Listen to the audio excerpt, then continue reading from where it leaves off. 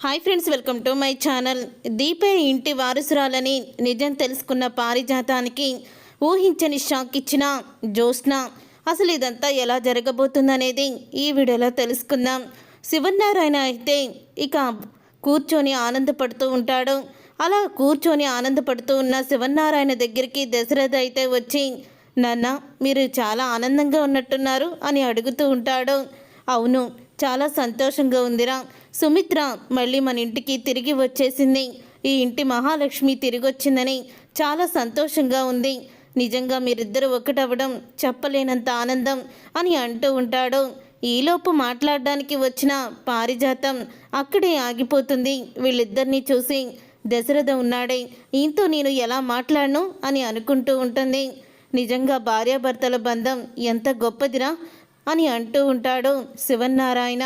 అవును నాన్న, నేను కూడా నీకు ఆరోగ్యం బాగోలేనప్పుడు పిన్ని ఎంత బాధపడిందో చూశాను.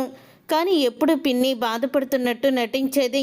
కానీ అసలు నీ ఆరోగ్యం పాడైపోయిందని డాక్టర్లు మళ్ళీ ఇలాగే చేస్తే నీ ప్రాణాలకి ప్రమాదం అని చెప్పడంతో పిన్ని ఎంత బాధపడిందో నేను కళ్ళారా చూశాను నాన్న అని అంటూ ఉంటే, పారిజాతం అంతేరా, ఏదో పైకి అలా మాట్లాడుతుంది కానీ తనకి నేనంటే ప్రాణం అని అంటూ పారిజాతం గురించి శివనారాయణ మాట్లాడుతూ ఉంటాడు. ఎప్పుడూ కూడా నాతో తిట్లు తినిపించుకుంటూ ఉంటుంది కానీ నేనంటే తనకి చాలా ఇష్టం. అందుకని ఆ రోజు నా కోసం అంతలా ఏడ్చింది. ఎప్పుడూ కూడా మిమ్మల్ని సొంత కన్న బిడ్డల్లాగే చూసుకుందిరా. తన సవతి పిల్లలని ఎప్పుడూ కూడా తను చూసుకోలేదు. నిజంగా పారిజాతం గొప్పదే అని అంటూ ఉంటాడు శివనారాయణ. తన కొడుకుని నేను దూరం పెట్టి, తన కొడుకుని నేను తిడుతూ ఉన్నా కూడా నన్ను వదిలి ఎప్పుడూ కూడా వెళ్ళాలని తను అనుకోలేదు. తన కొడుకుకి దూరమైంది తప్ప నాకు దూరం కాలేదు. నిజంగా పారిజాతం ఎప్పుడూ కూడా నాకు ఇష్టమే అని అంటూ శివనారాయణ పారిజాతాన్ని పొగుడుతూ మాట్లాడుతూ ఉంటాడు.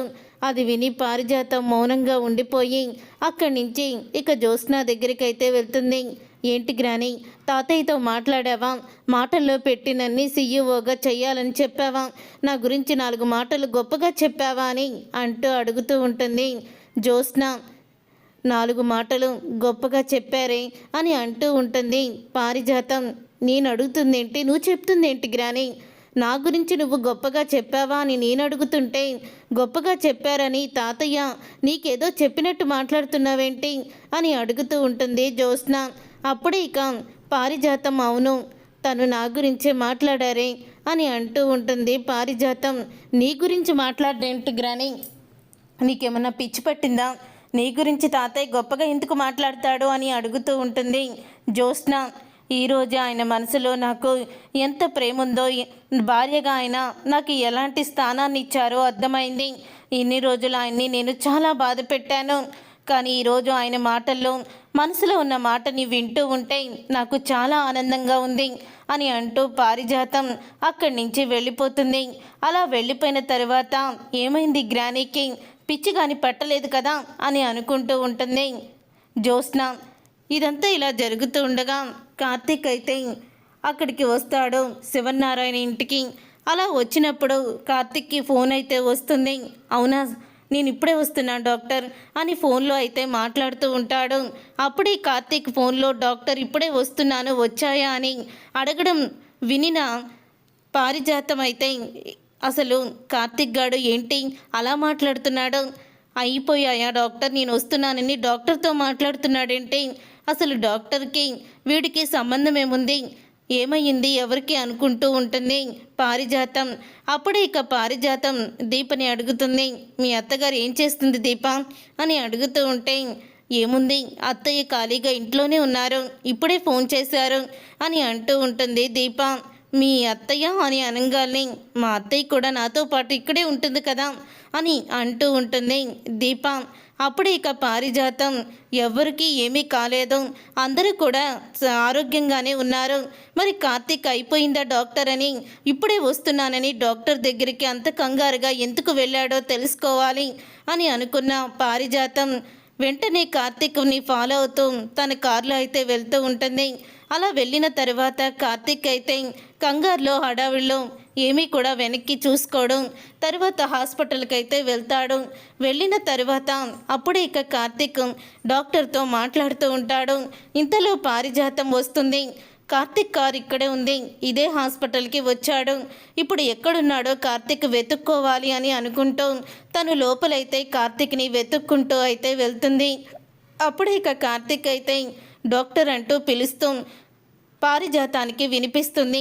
ఇక వినిపించిన వెంటనే గోడ వెనకాల దాక్కుని ఉంటుంది పారిజాతం. ఇక గోడ వెనకాల దాక్కుని ఉండి అప్పుడే ఇక తనైతే వింటూ ఉంటుంది వాళ్ళ మాటలు.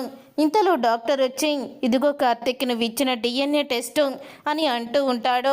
డిఎన్ఏ టెస్ట్ కార్తీక్ ఎవరికి చేయించాడు అని పారిజాతం అనుకుంటూ ఉంటే, నిజమే కదా నేను చెప్పింది అని అంటూ ఉంటాడు కార్తీక్ అయితే. అవును కార్తీక్, నువ్వు చెప్పింది నిజమే. నీ భార్య దీప అలాగే మీ అత్తయ్య మావయ్య ముగ్గురు డిఎన్ఏలు కూడా కలిశాయి.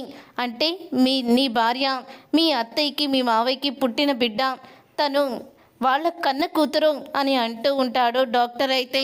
అది విని ఒక్కసారే షాక్ అయిపోతూ ఉంటుంది పారిజాతం.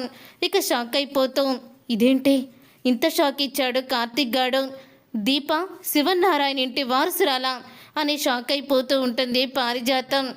అవును కార్తీక్, మరి ఇంత గుడ్ న్యూస్ని నీ భార్యకి చెప్తున్నావా వెళ్ళి అని అంటూ ఉంటే, లేదురా, ఇది బయట పెట్టడానికి ఇంకా నాకు టైం ఉంది అని అంటూ ఉంటాడు కార్తీక్ డాక్టర్తో.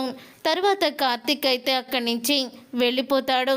కార్తీక్ అక్కడి నుంచి వెళ్ళిపోయిన తర్వాత అప్పుడే ఇక పారిజాతం అయితే, అంటే ఈ శివనారాయణ ఇంటికి అసలు వారసురాలు దీపే అన్నమాట. ఆ రోజు వాళ్ళ నాన్న వర్ధంతి రోజు అనసూయ చెప్పిన కథ నిజమే. ఆ రోజు నేను అనుమానించిందే నిజమయ్యింది. అంటే జ్యోత్స్నాకి దీపే ఇంటి వారసురాలని నిజం తెలుసు. ఎందుకంటే 2-3 సార్లు సుమిత్ర కన్న తల్లి కన్న కూతురు అంటూ తను మాట్లాడింది. ఏంటని నేను నిలదీసేసరికి తనైతే ఏదేదో కథ చెప్పేది అని నిజం తెలుసుకుంటుంది పారిజాతం. అప్పుడు ఇక నిజం తెలుసుకున్న పారిజాతం వెంటనే ఇక జ్యోత్స్న దగ్గరికి అయితే వెళ్తుంది. జ్యోత్స్న దగ్గరికి వెళ్ళి, జ్యోత్స్న, ఈ ఇంటి అసలు వారసురాలు ఎవరో మీ నాన్న నాకు చెప్పేశాడు అని అంటూ ఉంటుంది పారిజాతం. అప్పుడు అది విని జ్యోత్స్న అయితే షాక్ అయిపోతూ, ఏంటి గ్రాని నువ్వు చెప్పేది? అంటే మా నాన్న ఈ ఇంటి వారసురాలు దీప అన్న విషయాన్ని నీకు నిజం చెప్పేశాడా అని అంటూ ఉంటుంది జ్యోత్స్న. ఆ మాట విని పారిజాతం షాక్ అయిపోతూ, మీ నాన్న నాకు చెప్పలేదే, నువ్వే చెప్పావు అని అంటూ ఉంటుంది. జ్యోత్స్నకి షాక్ ఇస్తుంది పారిజాతం. అప్పుడు ఇక జ్యోత్స్న అయితే, గ్రాని అది అని అనగానే జ్యోత్స్న చంప పగలిగొట్టి, ఎందుకు నా దగ్గర ఈ విషయాన్ని దాచిపెట్టావు అని అడుగుతూ ఉంటాయి.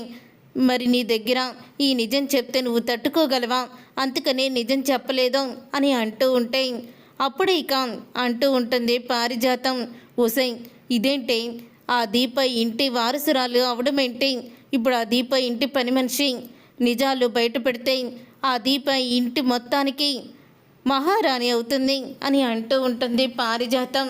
అప్పుడు నువ్వు నేను ఇద్దరం చెరొక చెప్ప తీసుకొని రోడ్డంటా అడుక్కుంటూ వెళ్ళాలి, అప్పుడు మనం అనుకున్న పాత జీవితమే వస్తుంది అని అంటూ ఉంటుంది పారిజాతం.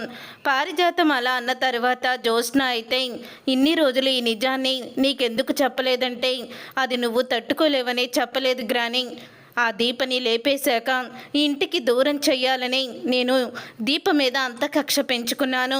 బావని నాకు దూరం చేసింది, బావతో జీవితాన్ని పంచుకోవాలనుకున్నాను, ఆ జీవితం దూరం అయింది. ఇప్పుడు ఇంటి వారసురాలు అయ్యి ఈ ఇంటి జీవితాన్ని కూడా, నా జీవితాన్ని, నా యువరాణి జీవితాన్ని కూడా తను లాగేసుకుంటానికి సిద్ధంగా ఉంది. అందుకని నేను దీప మీద అంత కక్ష పెంచుకున్నాను అని అంటూ ఉంటుంది జ్యోత్స్న. అప్పుడే ఇక పారిజాతం ఇలా అంటూ ఉంటుంది, నాకెందుకో వీళ్ళందరికీ నిజం తెలిసే మన దగ్గర డ్రామాలు ఆడుతున్నారేమో అని నాకు అనిపిస్తుంది. ఎందుకో చెప్పనా, కార్తీక్ ఈరోజు డిఎన్ఏ టెస్ట్ చేయించాడు. ఎవరికి అనుకుంటున్నావో, మీ మమ్మీ డాడీకి దీపకి డిఎన్ఏ టెస్ట్ చేయించి ఇది అవకాశం వచ్చినప్పుడు బయట పెడతానని డాక్టర్తో చెప్పడం నేను విన్నాను అని అంటూ ఉంటే, అప్పుడే ఇక ఆ మాట విని ఒక్కసారి షాక్ అయిపోతూ ఉంటుంది జ్యోత్స్న. ఏంటి గ్రాని నువ్వు చెప్పేది అని అంటూ ఉంటుంది జ్యోత్స్న. అవునే, నిజంగానే ఇప్పుడు మనకి చెడ్డ రోజులే, మనకి దురదృష్టం వెంటాడుతూ వస్తుంది అని అంటూ ఉంటుంది. అప్పుడే జ్యోత్స్న అయితే ఏదోటి చెయ్యాలి గ్రాని, ఏదోటి చెయ్యాలి అని అంటూ ఉంటే, ఏమోనే నాకు మాత్రం నిజాలు బయటపడిపోయి క్లైమాక్స్ వచ్చేలాగే అనిపిస్తుంది అంటూ పారిజాతం జ్యోత్స్నాకి షాక్ ఇస్తుంది. చూసారుగా ఫ్రెండ్స్, రాబోయే కథలో ఖచ్చితంగా ఇలాగే జరగబోతుంది. మరి ఇలాగే జరగాలని మీరైతే కోరుకుంటున్నారా? అయితే వీడియోని తప్పకుండా లైక్ చేసి ఛానల్ని సబ్స్క్రైబ్ చేసుకొని పక్కనే ఉన్న గంట సింబల్పై ఆల్ని క్లిక్ చేయండి. అప్పుడే మేము పెట్టే ప్రతి వీడియో మీరు మిస్ కాకుండా చూసేవచ్చు.